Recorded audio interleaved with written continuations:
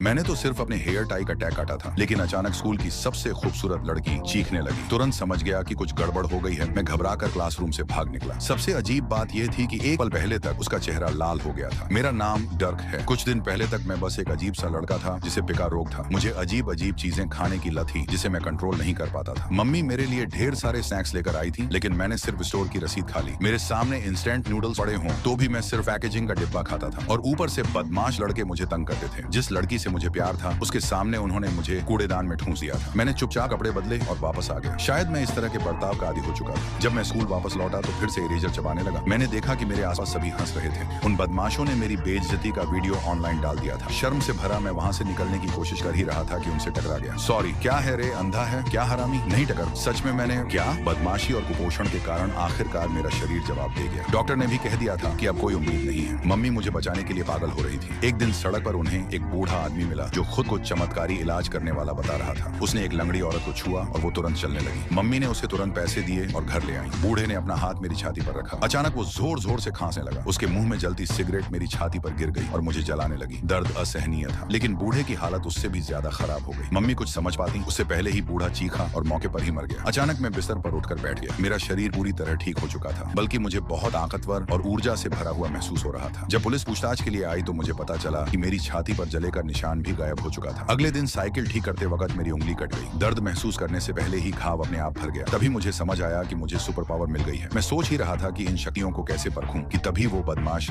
धक से मेरे पास आया और जोर से मुक्का मारा। मुझे कुछ नहीं हुआ, लेकिन उसे अपना पेट पकड़कर दर्द होने लगा। गुस्से में उसने फिर मुक्का मारा। इस बार चोट उसी के चेहरे पर उल्टी पड़ गई। उसने लकड़ी का डंडा उठाया और मेरे सिर पर दे मारा। नुकसान तुरंत उसके ऊपर ही लौट आया। डर के मारे वो बदमाश भाग खड़ा हुआ। उस रात मैं घर पहुंचा और मम्मी को उत्साह से सब कुछ बताया। मैंने उन्हें अपनी गजब की हीलिंग पावर दिखाई। इन शक्तियों ने मेरी जिंदगी पूरी तरह बदल दी। मैं एक हारा हारा लूजर से मजबूत इंसान बन गया। जब स्कूल के गुंडे उस लड़की को तंग करने लगे जिससे मुझे प्यार था, मैं बिना सोचे उसके लिए खड़ा हो गया। ठीक समय पर टीचर आ गए और मामला रुक गया, लेकिन गुंडों को अपनी बेइज्जती हजम नहीं हुई। घर लौटते वक्त मैं साइकिल चला रहा था कि उन्होंने कार से मेरा पीछा किया। अचानक सड़क पर एक पत्थर से मेरी साइकिल टकरा